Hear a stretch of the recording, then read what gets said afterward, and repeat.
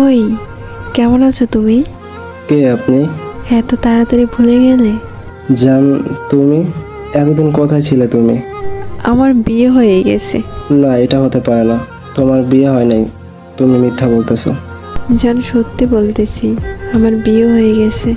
আমি মরে যাব, কিন্তু দুষ্টামি করো না। আমি দুষ্টামি করি না, সত্যি। আমি এখন অন্যজনের বউ। তুমি না আমায় ভালোবাসো? বাসি, কিন্তু এখন কিছু করার নাই। আচ্ছা, তুমি এমন কেন? আমি তোমার কথা ফ্যামিলিকে বলেছিলাম।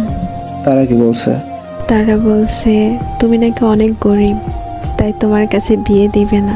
আমি মধ্যবিত্ত বলে আমার ভালোবাসা মানুষ হারালাম, এখন আমার কি হবে? তুমি আমার থেকে ভালো মেয়ে পাবে। তোমার থেকে ভালো নয়, আমি শুধু তোমাকেই চাই। এটা এখন কখনোই হবে না। আমি বাঁচবো না।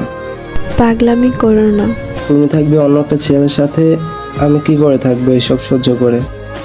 যাকে আমি চিনি না তার সাথে আজ থাকতে হচ্ছে, তাও কিছু করার নাই, কারণ সে এখন আমার স্বামী।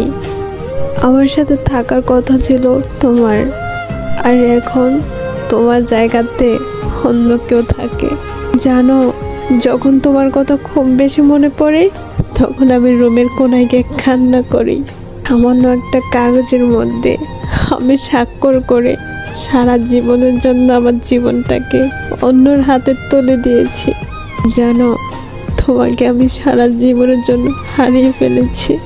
ওকে, আমি মৃত্যুর জন্য রেডি, কারণ আমি তোমাকে ছাড়া বাঁচার কোনো কথা ছিল না। এমনটা করো না প্লিজ। আমার মৃত্যুতে তোমার কান্না বারণ।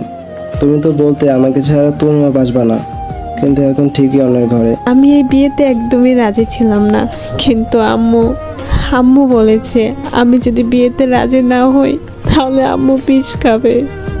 ভালো থেকো তুমি। ভালো থেকে বললে ভালো থাকা যায় না। তুই আমাকে ভালো রাখলি কই? আর হয়তো চাইলেও তোমার সাথে কথা বলতে পারবো না। আমি মরে যাব, কিন্তু সরি, আমার আর কিছু করার নাই। ভালো থাকো। মাইরে